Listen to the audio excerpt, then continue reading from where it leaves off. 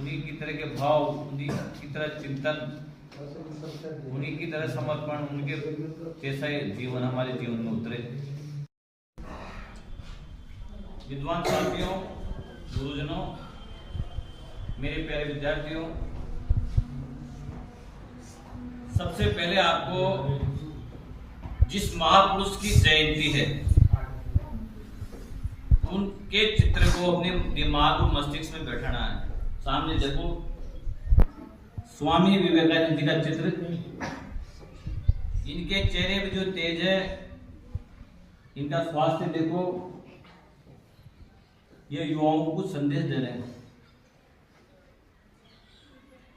किस तरह फिट है, देखो आप चित्र देखो आप इनका। अगर पूरे भारत की झलक देखना चाहते हो तो स्वामी विवेकानंद जी देख लो। अब पूरी दुनिया में कहीं हमारी संस्कृति, सभ्यता, हमारे संस्कारों को प्रचारित किया है, उसको मान सम्मान दिलाया है, तो सब में अग्रणी है हमारे स्वामी विवेकानंद जी। हमारे देश की जो विश्व गुरु संस्कृति है उसकी पहचान बनाई इन्होंने। इनकी वेशभूषा देख के जब ये शिकागो में गए 11 सितंबर 1893 को, तो वहां दुनिया के बड़े बड़े धर्म गुरु थे, सभी धर्मों के। अब शिकागो में जानते हो आप, सब लोग अपने बिल्कुल पैंट शर्ट में, कोट में, टाई वाई लगा के, तो ये भगवान इस तरह के वस्त्र पहन के तो हंसने लगे लोग इनको देख।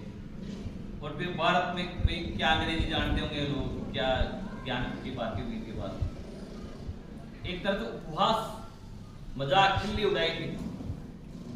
नंबर भी सबसे बाहर मिले इनको। लेकिन जब ये बोलना इन्होंने शुरू किया तो इनका पहला वाक्य था, my dear American brother and sisters. America के मेरे प्यारे भाइयों और बहनों। भाई और बहन में जो रस है ना, उस पे तालियों की गड़गड़ाहट नहीं होती। और सुनने के ऊपर विनोद जी ज्यादा जानते हैं सुनने के बारे में।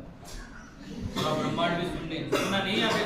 पूरा ब्रह्मांड, गणित के भी टीचर हैं इसलिए करूंगा, और यह आध्यात्म से भी जुड़े हैं। तो जितनी विश्लेषण, जितनी व्याख्या किसी भी धर्म के द्वारा हो सकती थी, विशेषकर हिंदू धर्म के बारे में, सुनने के बारे में जो इन्होंने वक्तव्य रखा, उससे भारत का मान और सम्मान पूरी दुनिया में प्रगाढ़ हुआ। इसलिए आज हम इनको पूज रहे। बचपन का नाम इनका नरेंद्र दत्त था। आज की तरह दोनों चुलबुले थे, थोड़े थे, दोस्तों के साथ घूमते रहते थे इधर उधर। एक बार ये श्री रामकृष्ण परमहंस इनके संपर्क में आए। उनको देखते हुए कि आप भी अगर किसी सन्यासी साधु को देखो तो मजाक उड़ाओगे अगर आप उनके बारे में नहीं जानते हो। तो इन्होंने भी हल्की सी उनकी मजाक उड़ाई, लेकिन गुरुदेव ने अपना पैर का अंगूठा इनके स्पर्श कर दिया। तो जैसे पूरे शरीर में कुछ तरंग उठती है ना, ऐसे इनके शरीर में क्रांति आई। क्या पता क्या क्या चीज का इनके अंदर संचार हुआ। ध्यान से सुनो मेरी बात। अभी मैं कहीं और हूं, कहीं और आपको ले जाना चाह रहा हूँ। और गुरुजी ने इनको कहा कि कोई भजन सुनाओ, तो 2-4 भजन सुनाए इन्होंने। तो गुरुजी रामकृष्ण परमहंस के बारे में आपने साधना नहीं मिलेगी कहीं पढ़ने के बाद, जो मैं बताऊं कहीं नहीं मिलेगी तो। और हम भी नहीं मिलेंगे। हम भी की प्रक्रिया की तंगेज हमारी भी आजकल में हो सकता हमारा अंतिम संबोधन हो आपके बीच में, सुन लो। फिर हम भी, मैं भी चाहूंगा कि आपके बीच में कुछ बोलूं तो नहीं बोल पाऊंगा, और आपका भी प्रमोद गुरु जाए 2 मिनट बोल जाओ, मुश्किल है। गया तो गया, पत्ता पेड़ से नीचे गिरना तो वापस घुस जाएगा। सुन लो 2 मिनट, सुन भैया। मैंने इनकी 2 पुस्तकें पढ़ने की कोशिश करी है। एक पुस्तक के 20 पेज से ज्यादा नहीं पढ़वाया, पूरे शरीर में क्या पता क्या हो जाता, रोंगटे खड़े हो जाते। आप उनको सुनोगे तो आपको हंसी आएगी, मजाक लगेगा कि यार कैसे संत ये है क्या। वो काली के परम भक्त थे और काली की भक्ति, माँ काली की सुबह शाम को आरती करते थे। आप ये बताओ, पुरुष थे स्त्री थे? राम की परस आदमी को रहते, लेकिन जब वो माँ काली की तपस्या करते थे, प्रार्थना करते थे, पूजा करते थे, आराधना करते थे, तो एक जो सुहागिन स्त्री होती है उसी की तरह की वेशभूषा पहनते थे, साड़ी, बिंदिया लगा के, चूड़ियां लगाए, माता जी की पूजा कैसे करते थे वो?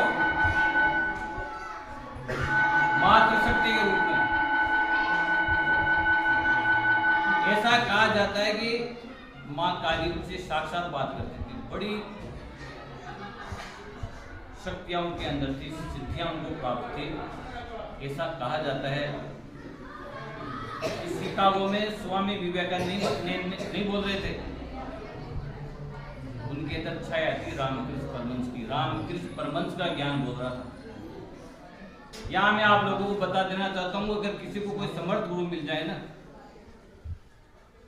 तो गुरु का सबसे बड़ा फायदा क्या होता है? गुरु के पास जो कुछ भी है, गुरु ढूंढता है शिष्य कि मेरी सारी शक्तियां, मेरी सारी सिद्धियां मैं किसे दूं। मेहनत तो करता है गुरु, रास्ते पे तो चलता है गुरु, उसका फल मिलता है उसके शिष्य को। मैंने अपने खुद के व्यक्तिगत जीवन में देखा है, समर्थ गुरु मुझे मिले हैं। मैं बिल्कुल अयोग्य, नादान, कई गलतियां मेरे से होती है, लेकिन मेरे जीवन में ऐसी ऐसी चीजें आ रही है, उपलब्धियां मिल रही है, जिनको देख के लोगों को बड़ा आश्चर्य होता है। मेरी वजह से नहीं मिल रही है, समर्थ गुरु की वजह से मिल रही है।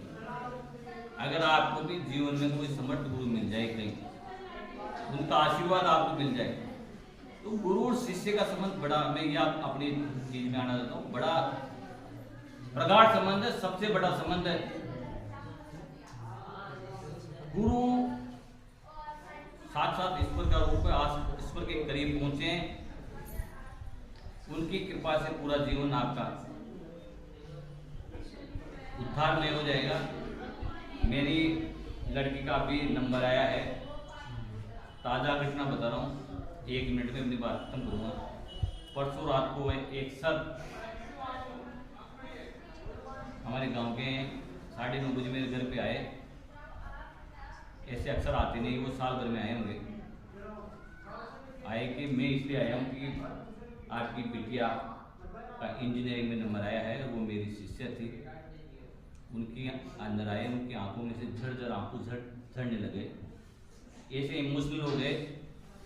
और जो उन्होंने बताया कि जो रमा एक अभी बहुत अच्छी भक्ता है, मैंने कक्षा 7 में उसको माइक संभालना सिखाया था।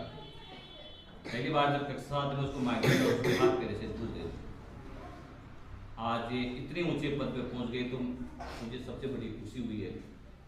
आज भी मैं मानता हूँ कि वो अंग्रेजी के इतने बड़े स्पेशलिस्ट हैं सर, तो उनकी बहुत सारी चीजें उस बच्चे के अंदर आई। हम आज की इससे यही पॉइंट लेना चाहते हैं, गुरु का परम भक्त बन जाओ, जो भी आपके गुरु, आपको छप्पर फाड़ नहीं मिलेगा, उनका विश्वास जीतो। विवेकानंद जी ने कहा है, शिक्षा के साथ संस्कार होना चाहिए, अनुशासन होना चाहिए। संस्कार के बिना ये शिक्षा दोपहर के सूरज की तरह जो क्यों आपको तपा देगी। आज इतने अपराध हो रहे हैं, आदमी पढ़ लिख के भी इतने गलत काम कर रहे हैं, क्योंकि संस्कार नहीं है।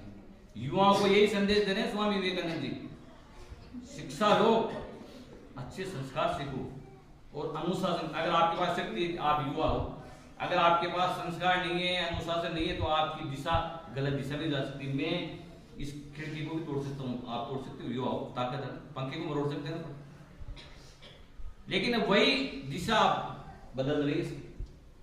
सृजनात्मक दिशा में, सकारात्मक दिशा में बदल रही है। युवाओं को ये संदेश दिया है। हम आप सबके पास बहुत ताकत है, लेकिन हम सब सोए हुए हैं। नींद का मतलब नहीं है जागे हुए नहीं है, क्या पता कौन कब जाग रहा है, दोनों जागे अभी। तो विवेकानंद जी ने कहा कि उठो। उठने का मतलब क्या है?